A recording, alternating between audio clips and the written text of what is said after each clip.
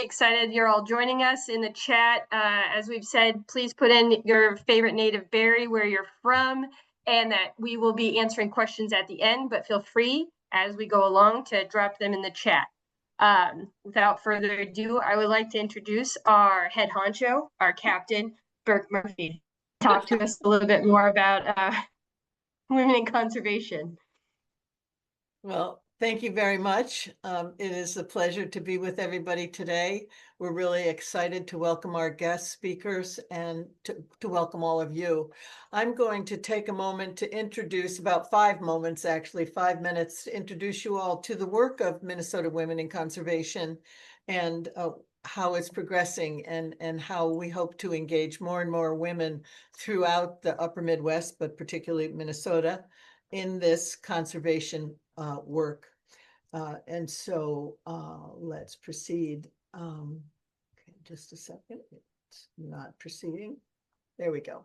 So Renewing the Countryside has been working in this field for over 20 years, supporting and connecting stewards of the land and farms with necessary resources. They are, in fact, the sponsors of the MNWIC initiative, and they were partners in the Wisconsin Women in Conservation Initiative.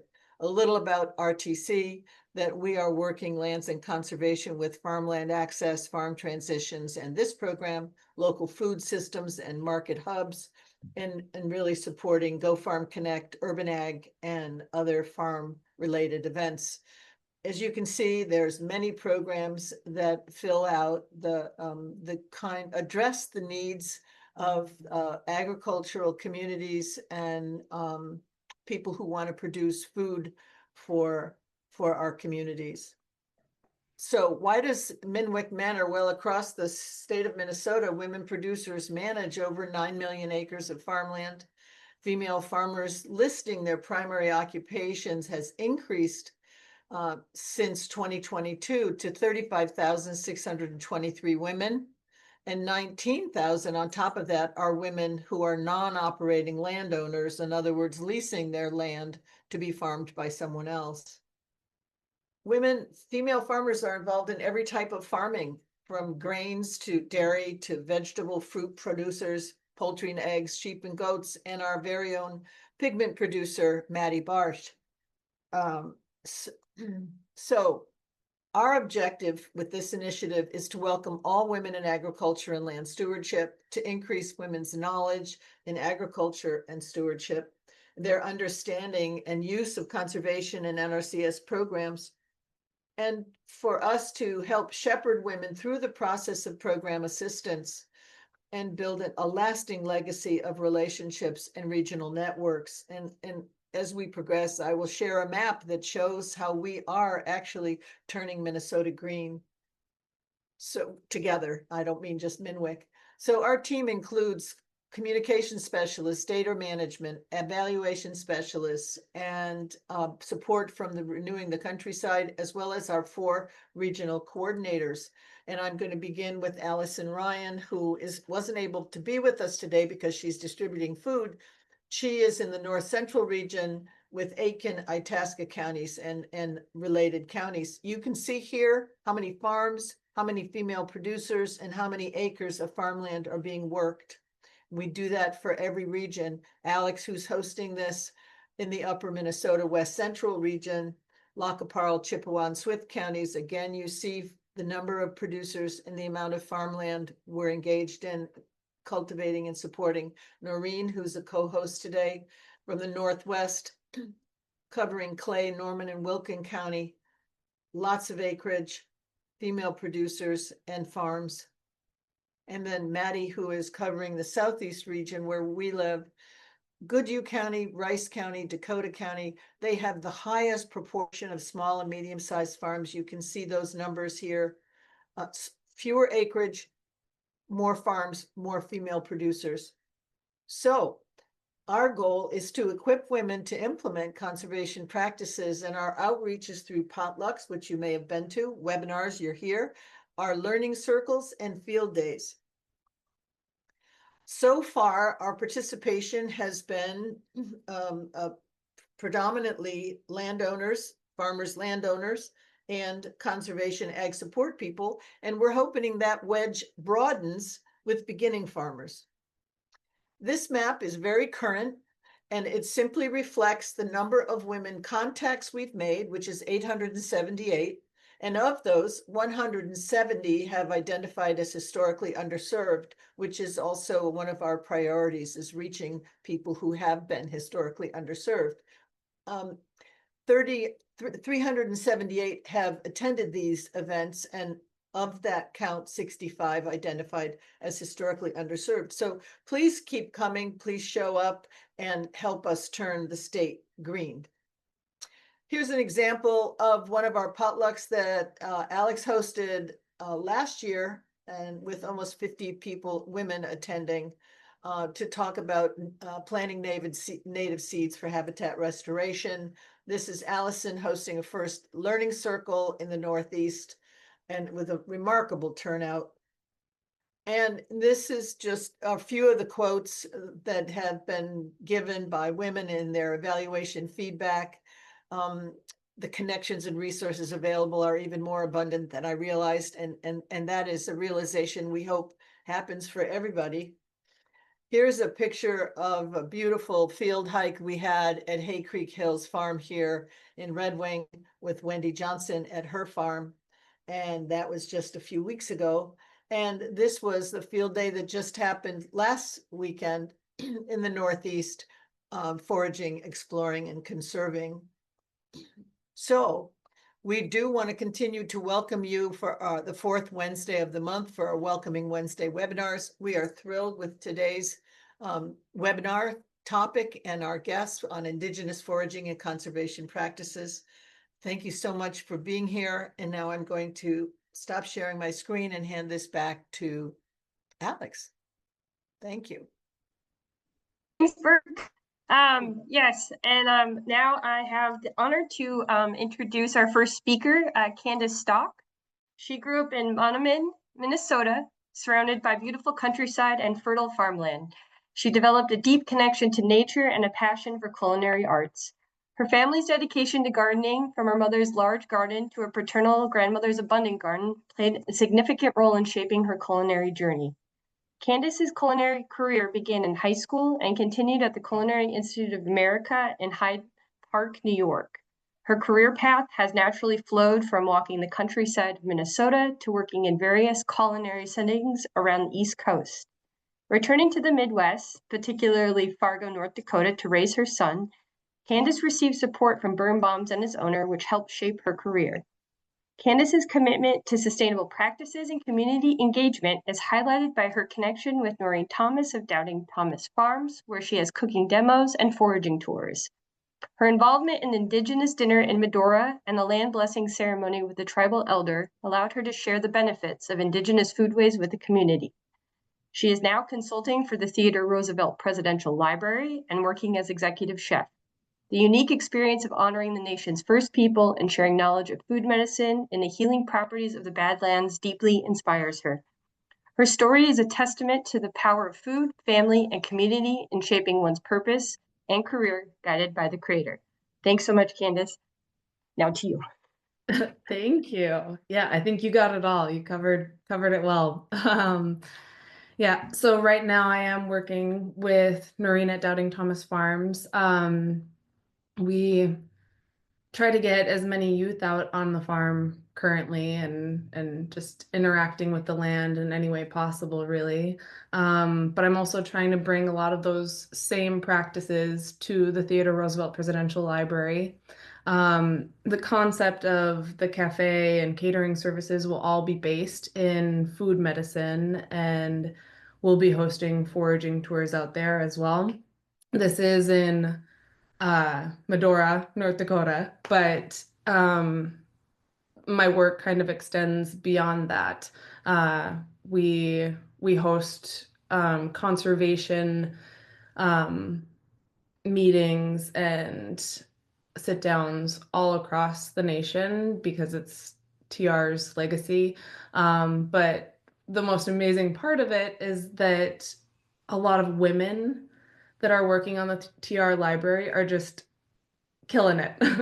Our sustainability director, her name is Jen Carroll, and everything that she's put in place with our build has really set a standard for conservation in large businesses and how they're going to connect with the land and farmers and community going forward. But what I wanted to start with is the perspective when it comes to Indigenous food stewarding or land stewarding. Right now, I think that a lot of us are working backwards, and like society is looking for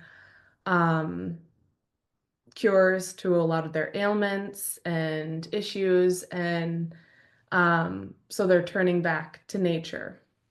And foraged items in your diet have proven to help with a lot of these issues, but in native way, it started with the land. We as people were designed to steward the land. You know, we were not the center, the main creation, you know, top of the food chain. We were designed to have an interaction with the land, to connect with all spirits and maintain this reciprocal relationship so that the earth maintained balance. And that was the only way to really nourish the body properly, to cure all these ailments. And so when I go out foraging, I am looking for a lot of medicines to help people, but also spread that knowledge of how to source those ingredients and what our impact is on the land as well. This practice also tying in with the kids at the farm, it's meant to be this ecological knowledge, and it takes a really long time to learn. It's meant to be multi-generational, and that information needs to be passed down along with the practices, so the kids get a little taste of what all these wild things are.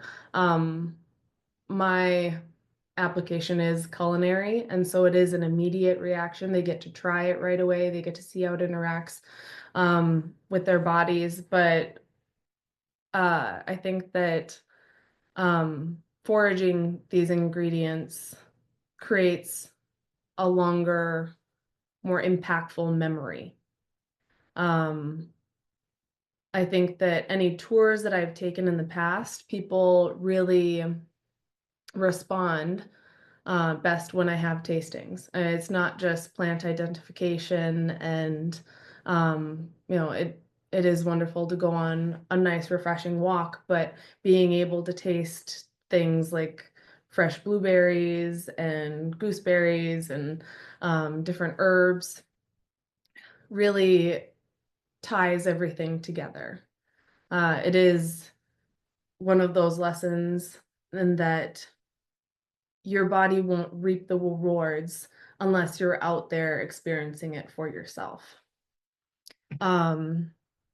With foraging, I do a lot of it for commercial purposes.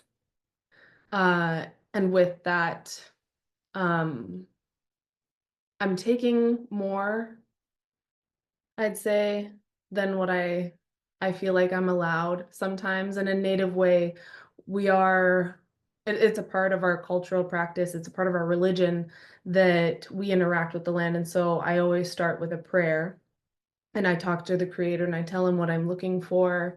But there are also like legal applications that must be taken. The USDA Forest Service, if you're foraging commercially, you have to have a permit. If you're doing it residentially, it's totally fine. You can pick berries and small things. You're just not supposed to take large cuttings of plants or uproot plants. Recently, I've been out foraging, and someone, I think Maddie, she referenced that she likes wild grapes. And so I've been out picking because they're all ripening now. I have a few applications that I'm going to be applying these to. One is salt cured. So this is actually done with gooseberries, but they're just packed with flake salt and some herbs, and it pulls a lot of the moisture out, but you get really acidic flavor and salt, and it's used in a lot of different sauces and stews. But it is just something that assists with gut health. And then I'll also be um, utilizing these in a pemmican. So uh, one of my favorite things during meetings was at the Resolve, you would have morning meat and fresh fruit. And you take a roast and cook it pretty dry and then put it through a meat grinder. And so it was kind of the consistency of, they used to make powdered beef jerky. So it's really loose, fine. And Asian cultures, they make like pork floss. It's very similar in texture. It'll still have some moisture content to it, but then I muddle it with fresh berries. I'll also be using blueberries and some choke cherries and just pulverize that into this desiccated meat. And then adding in, I have nettle and saltbush. Um, this is going to be a very nutrient dense snack. A lot of times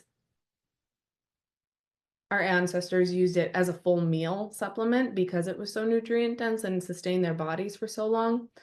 You can use nuts and seeds also, but the purpose of me making it is actually just because my son's going back to school and he needs a nourishing snack to last him throughout the day.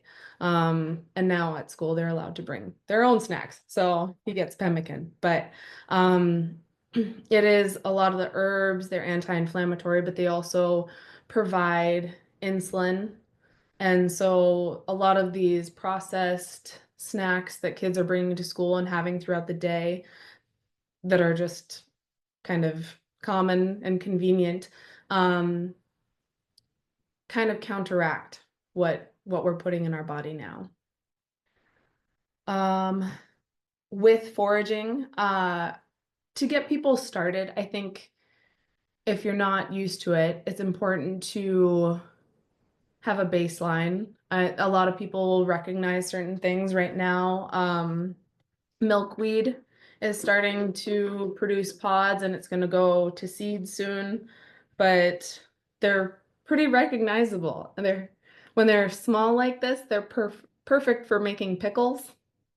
And so you don't want them much bigger than this because that's when it becomes like more fibrous on the inside. But for these, they are pretty tightly packed and will still end up being crunchy after pickled, but have a beautiful okra type flavor to them and texture. There are a lot of things along the way. Berries are probably the most recognizable, but I do suggest to a lot of people to download plant identifier apps and just start taking pictures. Start cataloging all of these things that you see in your yard, on your farm, in the parks. And what you'll notice is that there's a lot of invasive species. And they don't just choke out the native plants, they also change the composition of the soil. And so it makes it really hard for native plants to thrive. This is why we were created as land stewards, is because our involvement in the ecosystem is crucial for biodiversity. So when I go out, there are plants right now that are starting to fruit. Russian olives, those are invasive. And so I cut back a lot of the plant. I do as much as I can to promote the growth around it because usually it's choking out some of the more delicate fruiting plants. And then with that, if you aren't out foraging and looking for these native plants, then I've found a lot of alternatives and growing on my own property. And so one thing that Noreen and I had been talking about was hedge planting. And I just discovered Daisy Girl Organic Nursery in Minnesota. And I'm pretty obsessed because they mainly sell native fruiting plants. So currants and chokecherries, high bush cranberries, hawthorn berries. There's just like a plethora of options that they have that you can start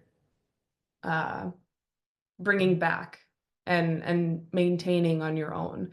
And I think that Michaela can probably speak more on this as she knows a lot about the zoning. So when you're out there buying your plants, you know exactly what will work for your soil type. And that's all I have. So yeah. Excited to receive questions. We'll have a Q&A at the end. So if people have questions, please start posting them and we'll get those because I'm sure they'll have a lot. It's very interesting. Thank you. Yeah, thank you so much. Yes, please pop your questions in the chat because I'm wondering if you're writing a cookbook. And good, a question has been highlighted.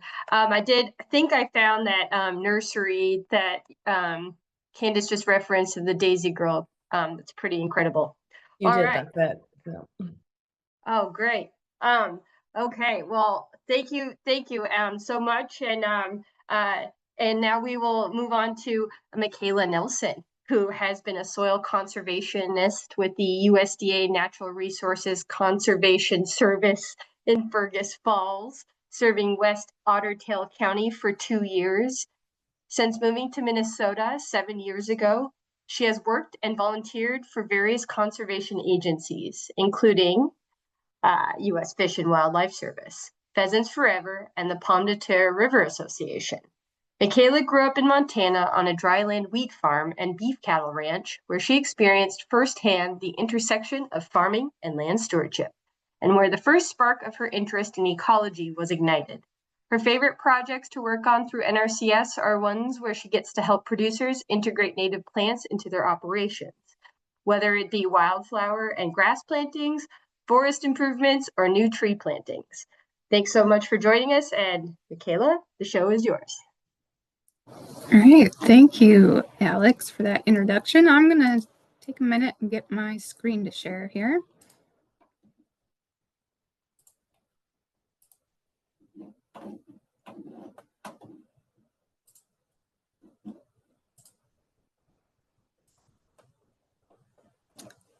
Okay, so to kind of segue into how you might, if a person doesn't have access to a place to forage, you might consider planting some of your own edible species. And so one way that NRCS can help with that is through tree plantings.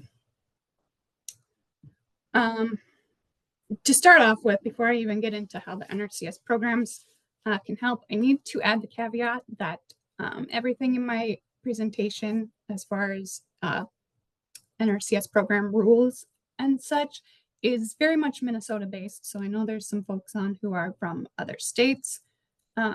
Most aspects of this will be applicable to other states, but just know that some of these rules and tools that I'm going to show are going to be Minnesota specific. And so stuff might be variable from state to state.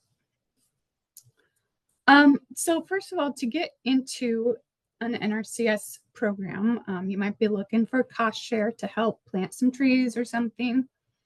Our two main programs are EQIP, which is our environmental quality incentives program. And that one aims to address certain issues, certain problems you have on your farm that are affecting a specific resource concern. And what I mean by resource concern is stuff like soil erosion, soil health, if you've got water quality issues in your surface or groundwater. So stuff like that. EQIP is the shorter term commitment of these two programs. It can be anywhere from 1 to 9 or 10 years, depending on your practices. And then EQIP gives you the payment. It gets reimbursed upon you completing a practice that you sign up for through that program. Our other program that's most commonly used is the Conservation Stewardship Program. And that addresses kind of a whole farm perspective and is a longer term, can be a longer term commitment. The minimum for CSP is 5 years. So I am going to talk about our tree practices from the EQIP perspective, but just keep in mind that everyone's situation is going to be unique, and EQIP might not be the best fit for everyone, depending on what your situation is. So a couple more things on the programs. EQIP is a competitive program, so you can apply for cost share anytime at your local NRCS office. There should be NRCS offices in every county in the US. They're usually in a USDA service center is what they're called. You can, I've linked it here in the presentation, and I can send Alex that link because I don't think I sent that one, but you can Google where to find your local service center. It's usually a one-stop shop, also co-located with the Farm Service Agency and usually soil and water conservation districts. So be good information to know where that is. If you want to apply, go talk to your local NRCS staff. We will help you, walk through what it is you want to do, what kind of practices we might have that would fit for you. And then your application will get ranked. There's usually one EQIP deadline in early fall, and then you'd be considered for funding for the following year. So those top ranked applications then will get funded and have the option to sign a contract to be in the EQIP program and get cost share funding. I have to give a warning. There's always more applications than there is funding. So don't be disheartened if you don't get funded the first year that you apply. You can always apply again next year.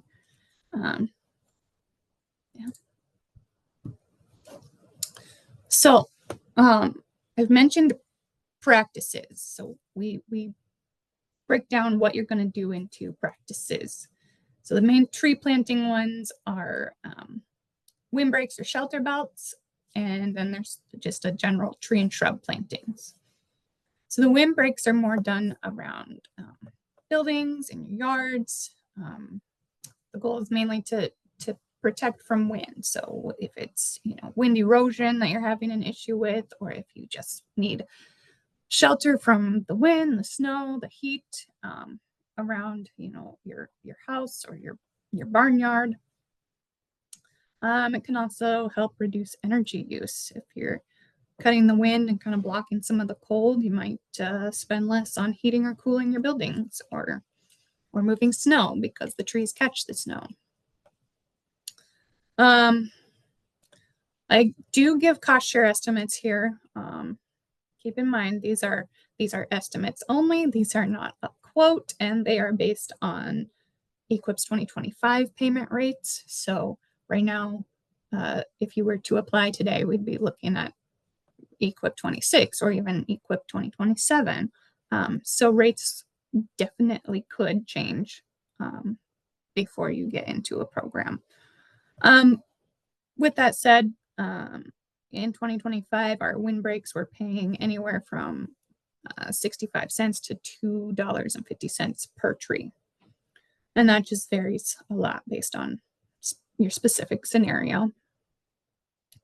So to compare to the windbreaks or shelter belts, general tree and shrub establishment is more for improving native plant communities, adding diversity, adding productivity, and can also be used to create habitat for our wildlife and pollinator species.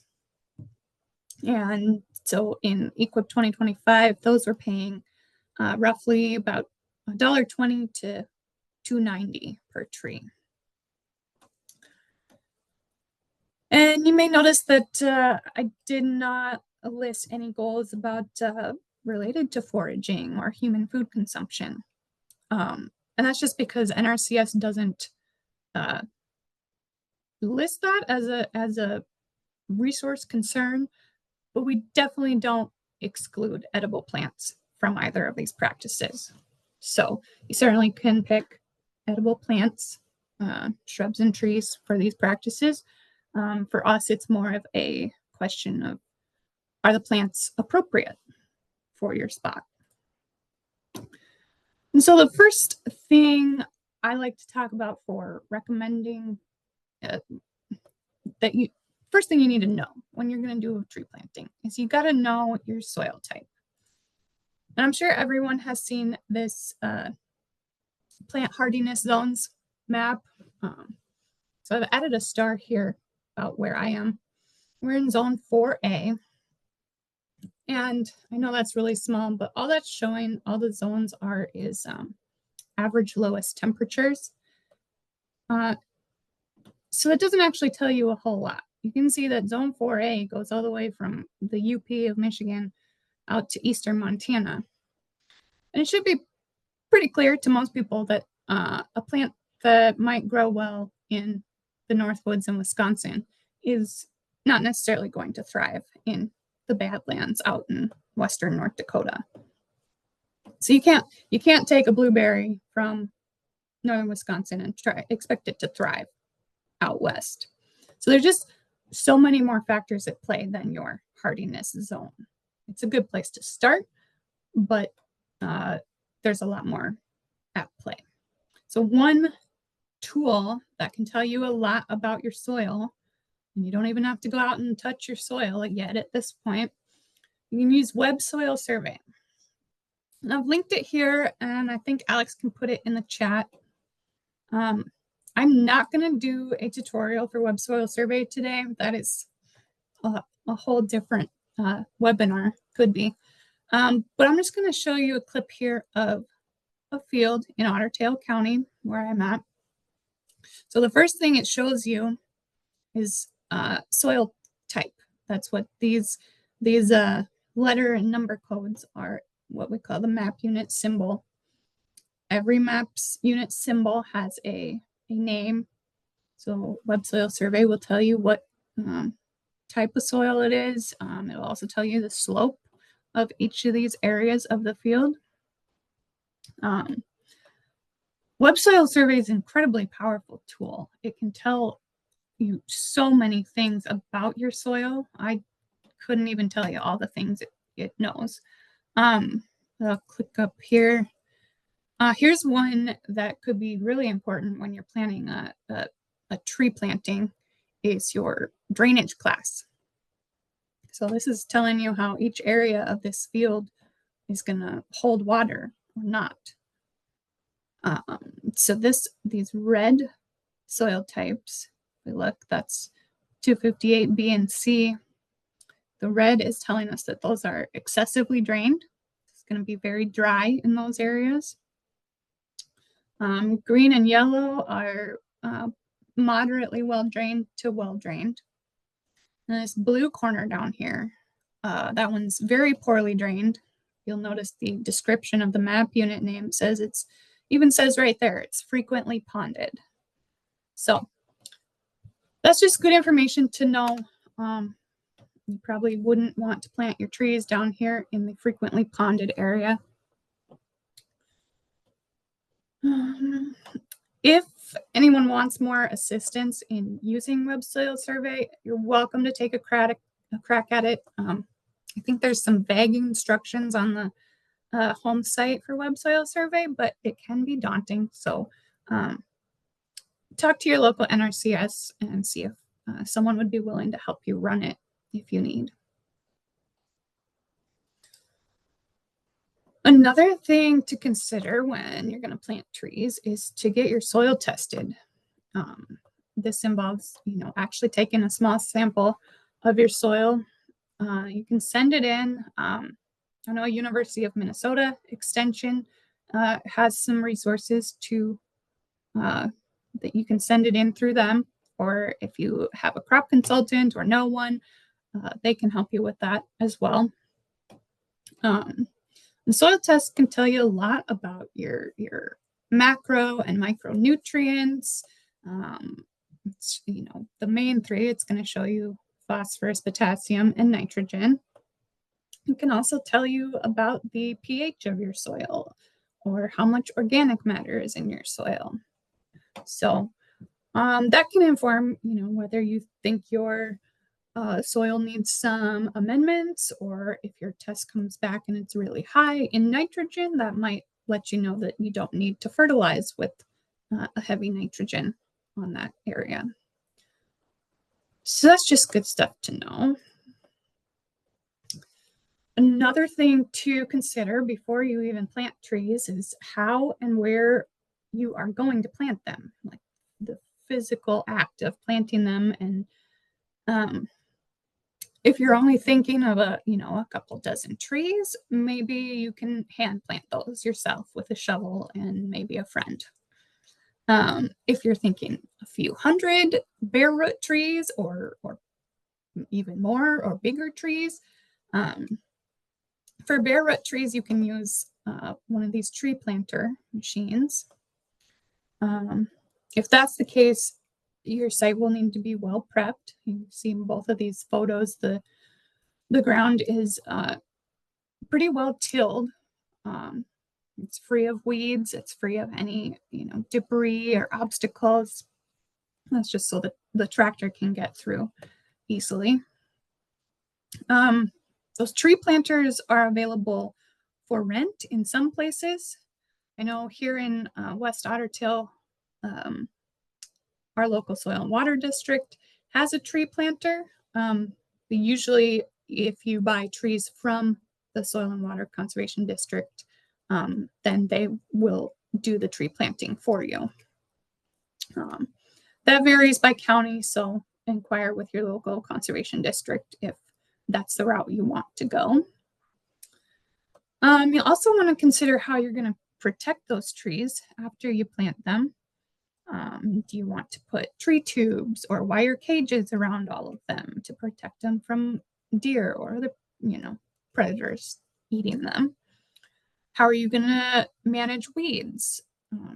Some of these conservation grade trees are pretty small and can get pretty overwhelmed by weeds very quickly in the first couple of years. So this picture on the bottom is showing it's called tree fabric, weed barrier fabric.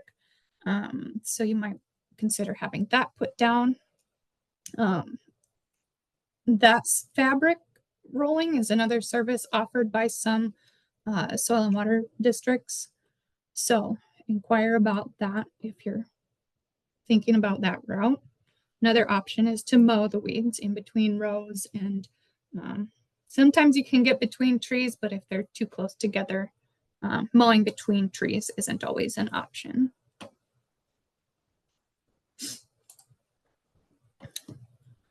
All right, so I mentioned already that one place to source your trees is from your local soil and water conservation district.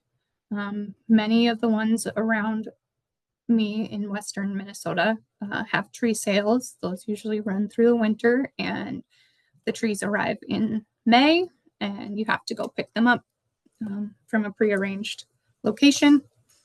Those trees are usually, they come in these bare root bundles of about 25 trees per bundle. So they're pretty small. They just look like sticks. They're about 1 to 2 feet tall. Sometimes from your soil and water, you can get small potted trees. I know a lot of the evergreens sometimes are available in little 1-gallon pots. They're pretty reasonably priced through the conservation districts. So another option is to go through Minnesota DNR. Sorry again to folks who are out of state. I don't know if Iowa, Wisconsin, the Dakotas have a conservation tree sales through their state programs, but it'd be worth checking into because especially in Minnesota, the DNR is usually the cheapest option, but you have to buy in bulk. So if you're planting a lot of trees and don't mind that they're pretty small, that's a good route to explore. You can also always look at your local nurseries. Most places I've seen sell stuff that's larger, certainly bigger than these little bare root seedlings, which is great. I mean, having a larger tree means it's less likely to die, but it is going to be more expensive. So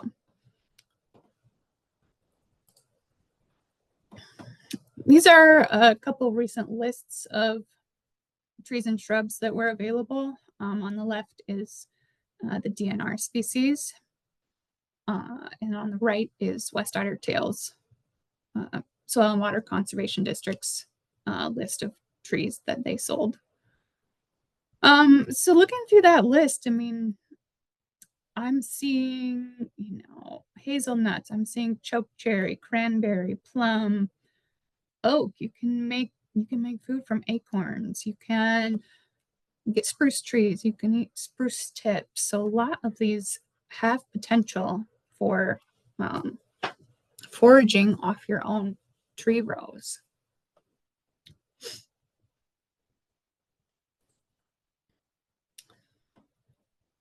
Okay, so if you get into an NRCS program to plant some trees, to help you pick those trees, we want to find species that, first of all, are going to meet your goals, whatever they may be. If it's you want food, you want shelter, do you want wildlife habitat, do you want them to be pollinator friendly?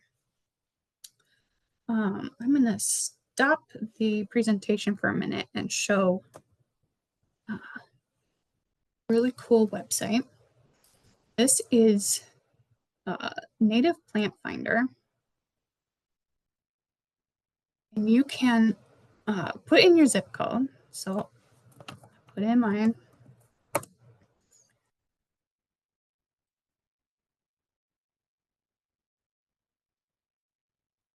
I'm going to take a minute.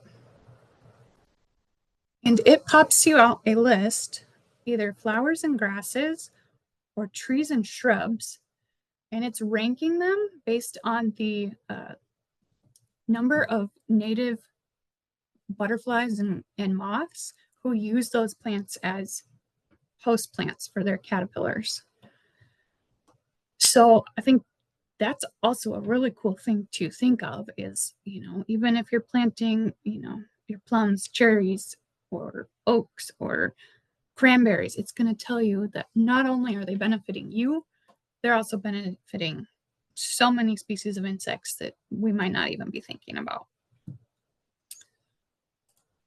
So that's a really cool website to look through.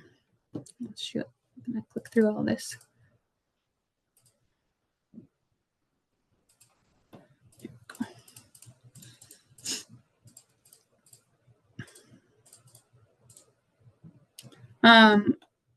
Another cool one is the University of Minnesota Extension has a website just about growing edible fruits and nuts. And if you go to that link, it shows a table, a list of not just native species, but you can sort it by native or non-native species of edible fruits, nuts, all kinds of different plants that will grow. So that's a cool one to click through as well. the other things we're going to look for when we're helping you pick what trees to plant in your program is making sure that these species will grow in your soil type, that they will meet NRCS standards, because we are spending our taxpayer money, so we need to do our best to make sure we're planting species that will grow and have benefits for many years into the future. We also want to make sure we're recommending trees that are readily available to you. If it's not a tree that you can buy easily locally or online or anywhere, we probably shouldn't be considering that plant. So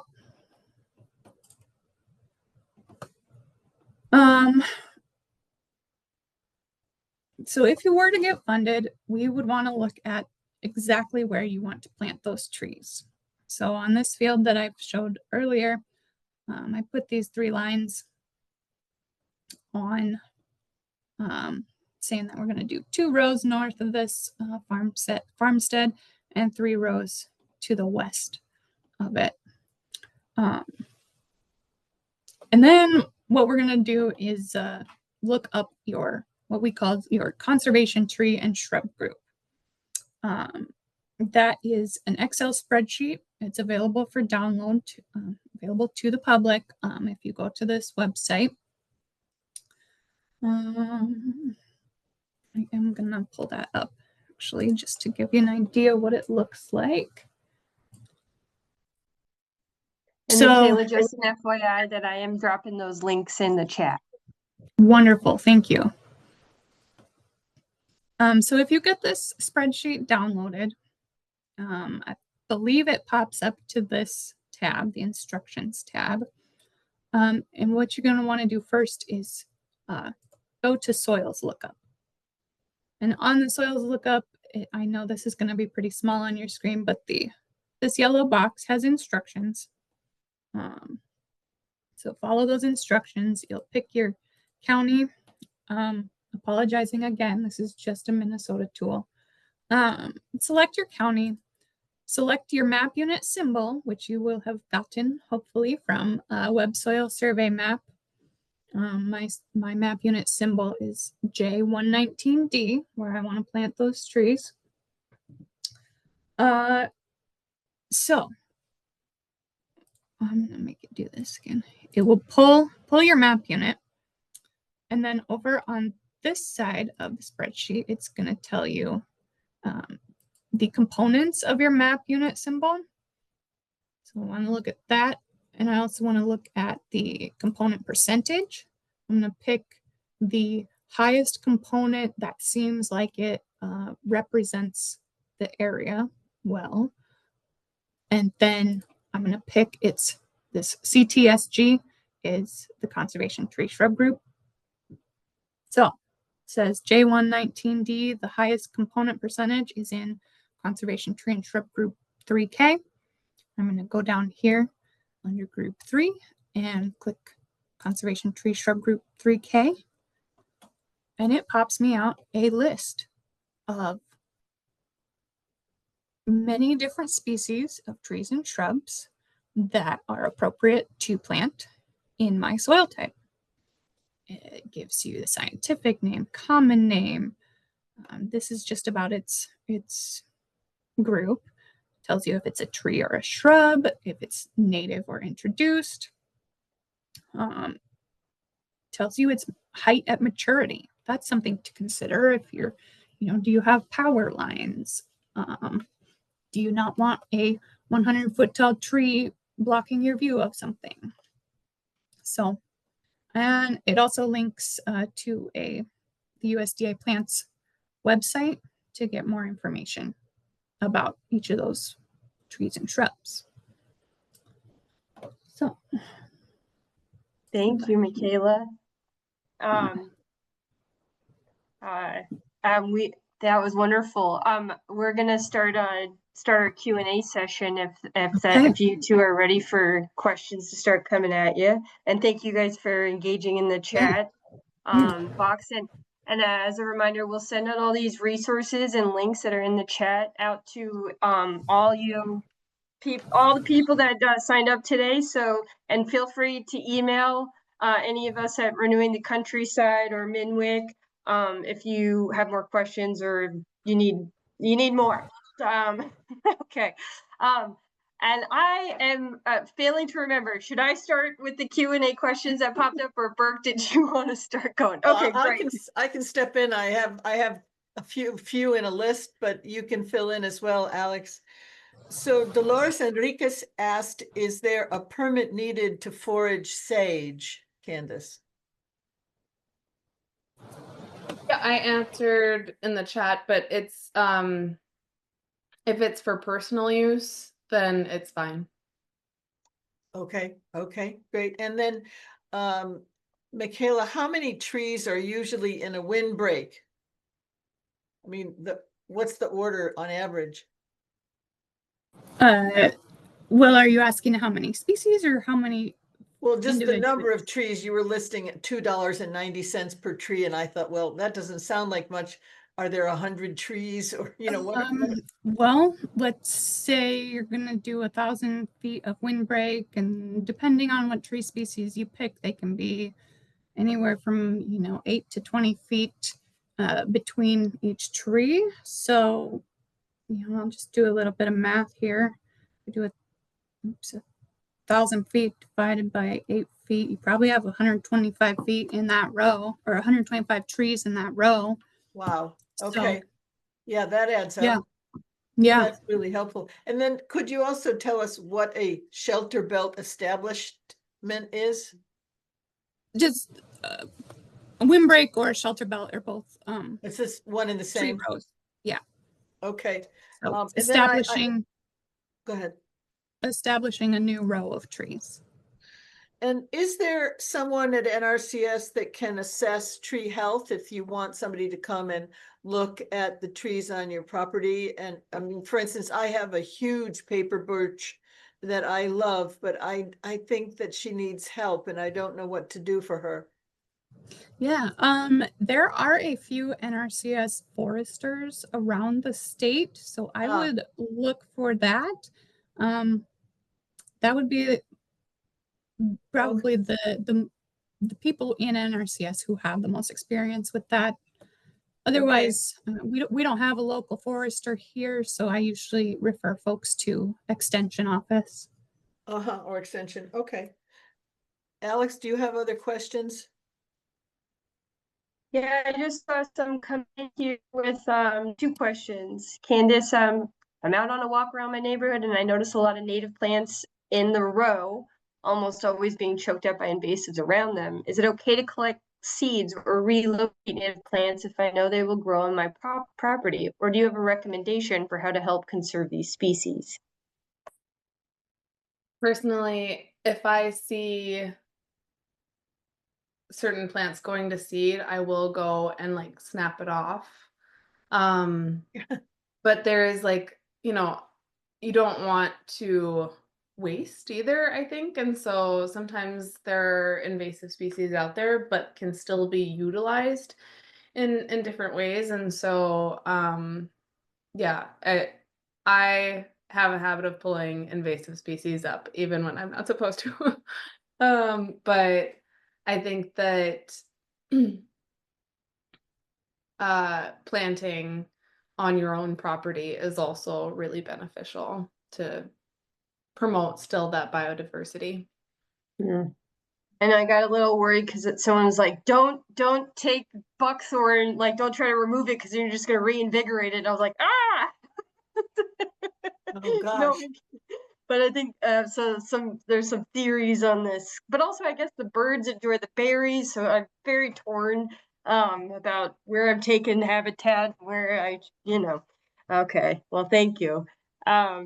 Michaela, is there a similar spreadsheet to the tree and shrubs for flowers and grasses? There are certainly other resources for figuring out which native grasses and wildflowers would go. Nothing quite so specific as that spreadsheet, but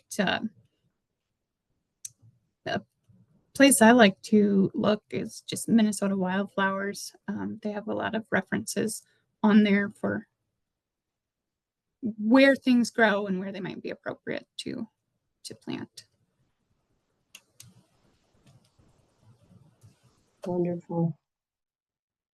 Okay, then at the chat, seeing here if more questions have come through. And yeah, Soil and Water Conservation District, I also recommend becoming friends with the district managers, because they might have really, like, if they don't sell out of those trees or shrubs, just saying, you might get a deal, and you'd be be able to plant some stuff. Also, I know that I don't know if all soil water, but NRCS, they help you with the planting too. So they maybe the purchasing and some of the equipment. Like if you have really long rows, they could come with their equipment and help, because as fun as digging holes is with a shovel and a bucket of water, it can get a little exhausting depending on how much land you have or you're on. Yep, and Burke. So we got a couple of questions for Candace before we run out of time. Maddie has asked, are there Indigenous seed companies that we can support? And then Maria Teresa Tancredi has asked, do you host foraging courses for newbies or have any to recommend? So twofold questions.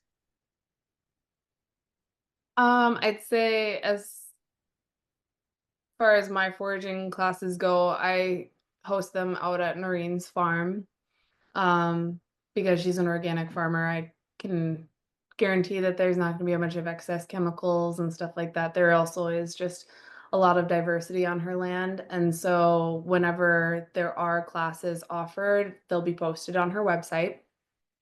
And then seed companies, I haven't found a lot, but I usually go through the tribe, so White Earth Seed Library.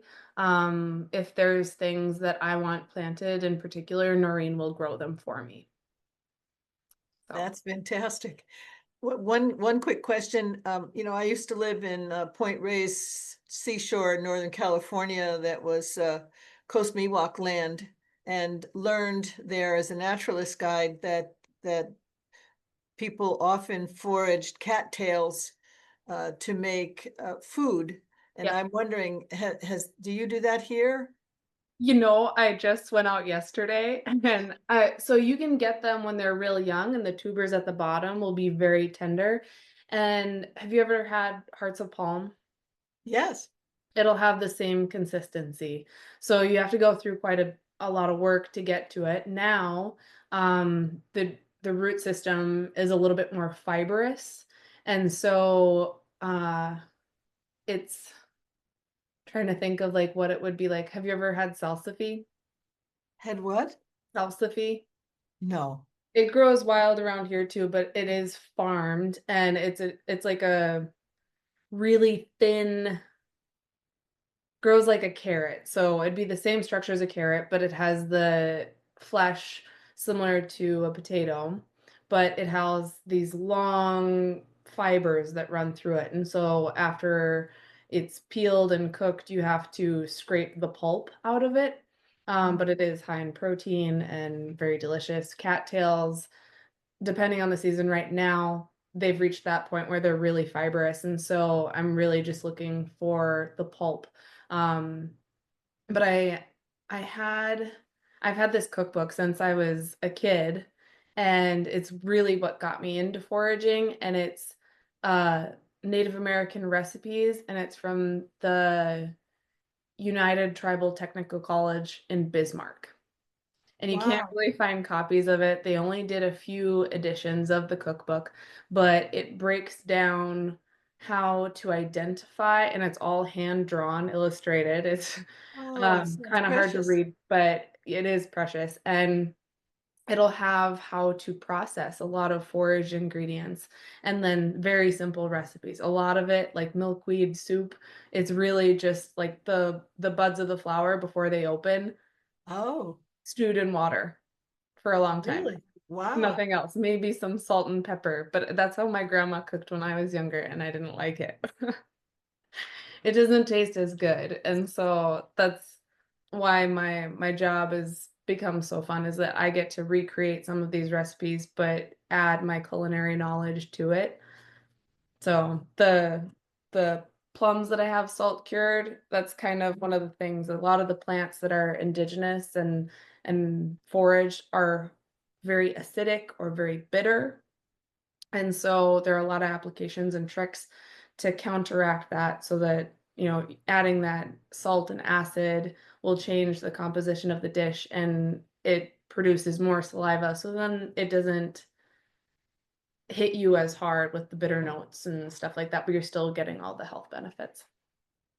Thank you. Well, I think that's a wonderful note to end on, but I just don't want to overlook Marie Brown has said that she has 23 acres that hasn't had anything sprayed for at least 10 years, combo wetland, woodland, and mixed grasses. She'd be willing to have people forage in exchange for knowledge about what's there. So Marie, Alex just posted Candace's email as well as Michaela's. So I think you should probably pursue them for that with that offer. It sounds wonderful. Again, thank you all. Maddie, do you want to take a picture of everybody if they will? I was just going to say, do you mind letting people know if they want to turn on their cameras? I'll take a quick screenshot of our lovely group of folks. So Yes. I'll give you a moment to arrange your hat accordingly. Make sure your dog is not stealing an apple from you like mine just did. Awesome. Okay, so I'll count us down. 3, 2, 1. Oh, it's beautiful. Okay, thanks everybody. Back to you. Thanks, everyone. Please join us again next month. Awesome. Thank It's you. great to be with you.